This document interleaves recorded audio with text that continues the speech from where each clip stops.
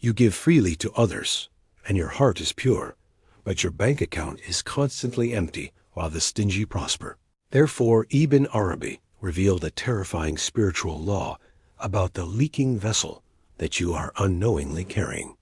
The moment I truly understood this, the chaos in my financial life didn't just stop, it dissolved. I realized I wasn't suffering because I wasn't working hard enough. I was suffering because I was violating a hidden current of Qadr, divine decree. Most people think Rizq, provision, is a reward for generosity. They are wrong. By the end of this video, you will know the 3 hidden barriers standing between you and your destiny. But I have to warn you, the 3rd barrier is shocking. It turns everything you've been taught about charity upside down. If you have a giving heart, but your hands are always empty, you are the target of this video. Ibn Arabi, the Sheikh al-Akbar, the greatest master, teaches that the universe creates nothing in vain. Every atom is positioned by divine intent. But most of us walk through life asleep. We believe that if we are good people who help others, the universe owes us stability. We treat the divine like a vending machine. I put in kindness, I get out cash. Therefore, when the drought comes, when the bills pile up, and the loans are rejected, we feel betrayed. We ask, why me? This creates a conflict in the soul. You begin to resent your own generosity. You start to think your kindness is a weakness. But Ibn Arabi warns that this confusion is the first layer of the veil. The drought is not a punishment. It is a signal. Therefore, we must look at the specific mechanism of how you are giving. You see, there is a difference between a river and a broken pipe. Both release water. One creates a garden.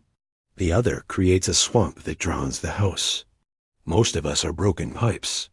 We give from a place that violates the spiritual physics of wealth.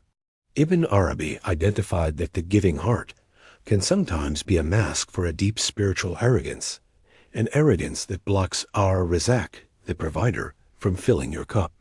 If your cup is leaking, God will stop pouring, not because he is stingy, but because he is merciful. He won't waste the water of life on a vessel that refuses to hold it. I want you to be there with him. Ibn Arabi is sitting in the courtyard of a mosque in Damascus.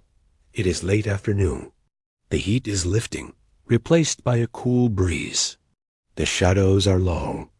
He is watching a young merchant. The merchant is frantic. He is giving coins to every beggar who passes, but his eyes are darting around, filled with panic. He gives a coin, looks at the sky, gives a coin, checks his empty purse.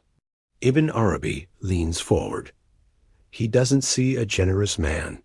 He sees a man trying to bribe God.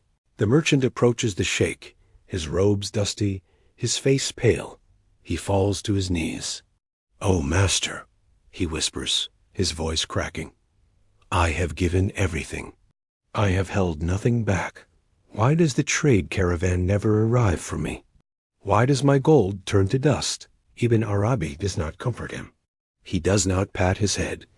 He looks piercingly into the merchant's soul. He says, "You are poor because you are trying to be the source. You think you are the one feeding these beggars." The merchant freezes. The air around them seems to stop. Ibn Arabi continues, "You give to prove you are safe. You give to silence your fear. You have made your generosity a shield against God rather than a door to him." In that moment, the merchant realizes that his giving heart was actually a controlling heart. He wasn't participating in flow. He was trying to manipulate the outcome. This brings us to the core of the teaching. We must walk the path of the 3 stones to understand why your giving heart is attracting drought. The first sign is the illusion of ownership. Ibn Arabi teaches that you cannot give what you do not have. But more importantly, you cannot give what you think you own. If you give money thinking, "This is my hard-earned cash that I am sacrificing," you have already blocked the flow. Why? Because you have claimed ownership. In the realm of the mystics, there is only one owner al-Malek. But when you claim ownership, You detach yourself from the infinite treasury. You are now limited to your own small resources. You are a battery, and batteries run out. Therefore, the financial drought targets you because you have cut the cord to the generator. You are running on your own finite power. The drought is simply your battery dying. The second sign, and this one is subtle, is giving from fear. Recall the merchant. He gave because he was afraid of being poor. Ibn Arabi teaches that actions are judged by their spiritual root. If the root of your giving is the fear of poverty, you are watering the seed of poverty. The universe does not listen to what you say or what you do. It listens to what you vibrate. When you give money out of guilt, obligation, or fear of lack, you are screaming to the unseen, "I am afraid of not having enough." And the divine decree responds, "So be it." The drought is a mirror. It is reflecting your internal state of lack back to you. You give away your resources hoping to buy security, but you are actually paying for your own depletion. Now, the third barrier.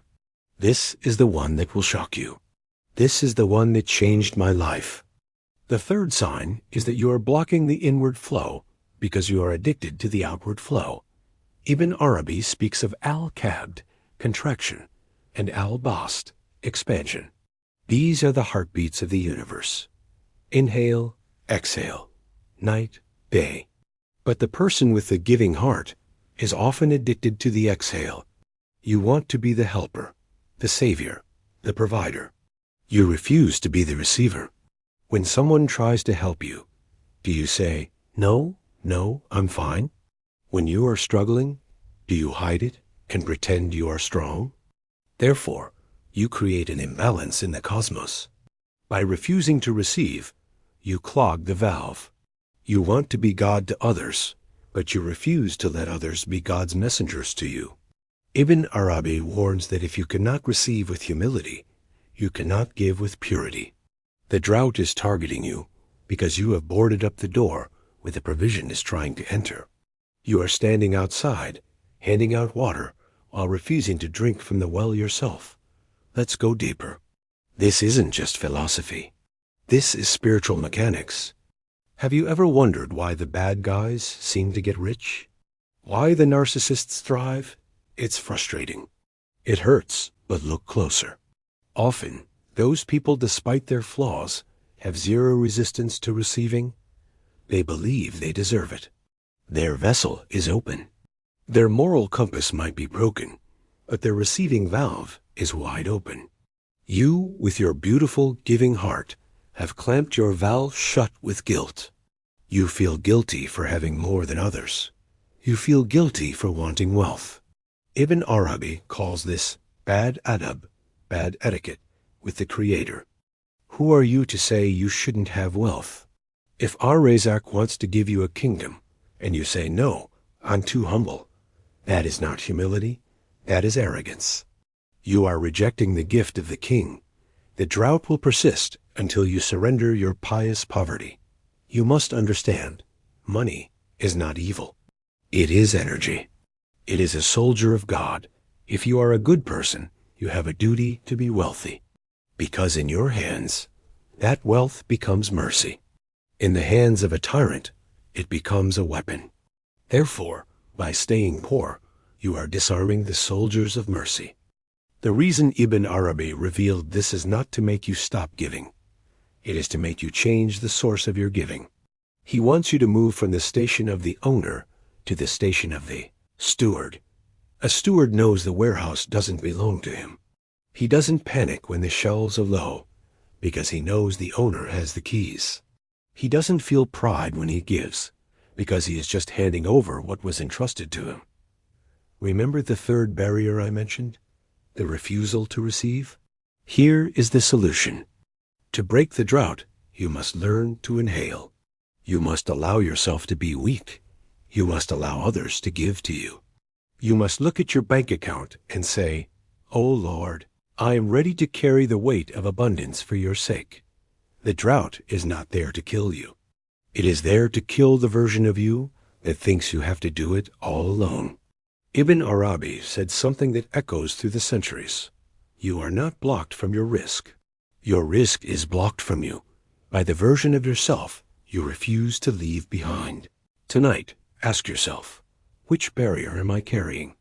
Am I giving to hide my fear? Am I refusing to receive? And am I ready to see what is waiting for me on the other side of that surrender?